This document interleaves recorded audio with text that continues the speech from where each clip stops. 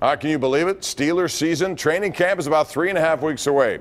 So, Mark Kaboly, I want to ask you, first of all, about Le'Veon Bell. There's some indications out there that they are moving closer. I don't believe it. I don't think you're ever going to see a deal with him, and I think it'll repeat what we saw last year. Do you disagree, or do you think something optimistic is happening? No, as of 2 weeks ago, I was told there was no movement, no talk, no nothing at all. And this is what it is. The Steelers put their number on the table, and Le'Veon Bell put his number on the table, and the Steelers aren't moving off of that number, whatever it is, if it's 12, if it's 13, if it's 4 or 5 years. And the only way this thing gets done by July 16th is if the Le'Veon Bell comes back to the Steelers. And why would he do that? Why would he come back and give up $4 or $5 million just to be able to do that? He's already made 27 guaranteed over the past 2 years. Take a chance. If you don't get hurt in December, you're going to sign, $17 million deal next year. So I don't think it's going to get done. I think he shows up September 6th, and it's going to be his last year because he's not coming back next year. They're not going to franchise tag him because it'd be $25 million. So. And you know what, Mark? I hope it doesn't get done. Put it that way. Unless he comes down to their number for similar things we talked about Jack Johnson's contract. I mean, a 27-year-old running back which is what he will be. I'm sorry, you don't give a guy like that $17 million. I don't even think you give him $15 million. So you know what I do if I'm the Steelers, and I've said it 100 times over the last 6 months. I give him the ball 597 times and throw it to him 597 times and then say goodbye. And by the way, there's a lot of pressure on him this season. He wasn't quite as good last year as he was the 2 years before. And he's in his mid-20s now, which for a running back, he's 26, 27, I think. If he has another year where his numbers aren't quite as good, he didn't have no 30-yard runs last year, if I'm not mistaken. No. I don't know if anyone's going to give him the money he wants. He wants to be two players in one, though. That's the problem. He'll get money, but I don't.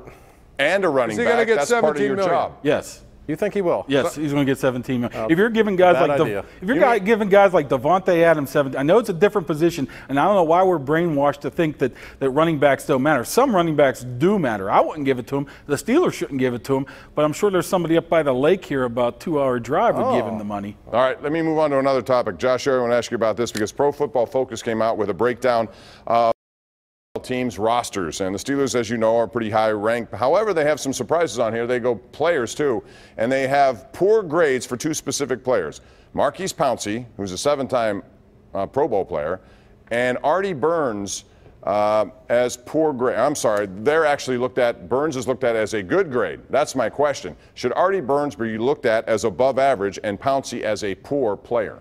Well, I think Pouncey might get by a little bit on reputation at this stage. He's still a very good player. I don't know if he's the dominant player that he was his first 3 or 4 years in the league. He's had a lot of injuries. He's into his 30s now. But I think that's probably a little unfair to him. I still think he's very good. I thought Artie Burns was okay last year. I thought he was competent, which, given the troubles the Steelers have had at that position over the last decade, really, I think there's some encouragement there. But because he's a first-round pick, I expect him to become that shutdown guy, and he certainly wasn't that yet. Just because I came on here, Pomp, you threw out the Pro Football Focus ranking. Yeah, well, I had to. Everybody knows. It's July 1st, Mark. I know what I think about the rankings. I think it's garbage that they be able to rank people like that. Talking about that and specifically, I think Artie Burns is pretty good. I think there's some talk about Cam Sutton maybe being able to replace him this year in the starting lineup. I can't see that happening. Where Artie needs to get better at was between the ears a little bit of mistakes, a little bit of breakdowns. I think he has everything else to be good. As for Pouncey, he's one of the best centers in the league. I truly believe that.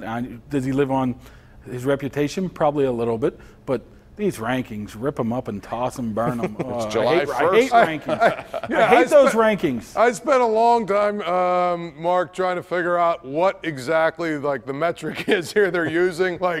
I have no idea what they're ranking guys on. I really don't. So, to me, I think Maurkice Pouncey actually, I think Bud Dupree was ranked as their worst player, right, or their biggest weakness or something like that. But if Maurkice Pouncey is one of your worst players on your team, you've got a really, really good football team. All right, I got 30 seconds, so I ask you guys each, if you had to look at this defense, which is the area that people are going to look at because of what happened last year, giving up so many points to Jacksonville playoff game, if you had one guy on defense who has to have an unbelievable season for the Steelers to do well, Paul, who would it be? Who's your one person?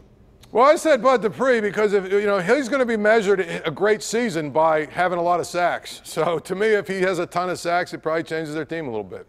Josh?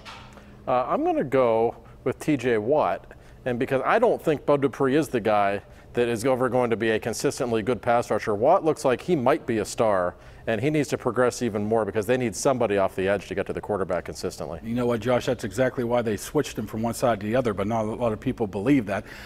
My guy's Morgan Burnett, though. I think that's where the Steelers really lacked last year. A little bit of the safety help, a guy to be able to come into the box and be able to make plays there. Sean Davis. I'd probably say both of those guys, Sean Davis and Morgan Burnett, because look what happened. Pick one. They had. I like Morgan Burnett, but I think Sean Davis is going to be a guy who'll be able to switch to free safety and prevent some of the deeper passes. They just gave up too many chunk plays last year. That's where they really struggled. All right, we're going to take a break here. When we come back, some crazy money being spent today. We'll talk about that next right here on the #1 Cochran Sports Showdown.